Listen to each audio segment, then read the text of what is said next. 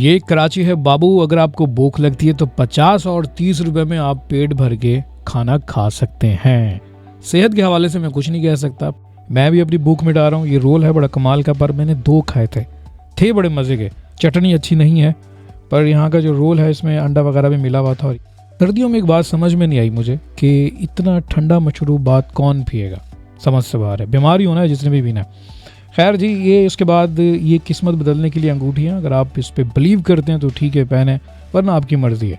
चलते चलते आगे देखेंगे कि क्या हो रहा है। यहाँ पे है जी मकई और सीटे वगैरह पंजाबी में कहते हैं, और चना और भी बहुत सारी चीज़ें जो भून कर खाई जाती हैं।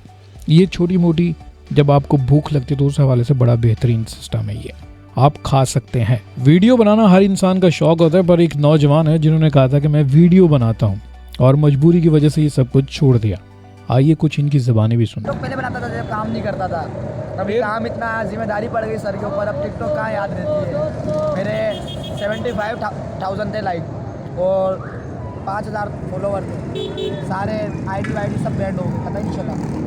मैट्रिक में था जब चूल्हे मारे स्कूल के, मैट्रिक के जब बनाते थे जाके टिकटॉक। फिर उसके बाद काम में आया, जब इस फील्ड में आए छोड़ दिया। लोग तो कहते हैं टिकटॉक से पैसे मिलते हैं, कुछ भी नहीं मिलता है, ऐसी कहने की बातें। यूट्यूब से मिलते हैं जो आप बना रहे हो।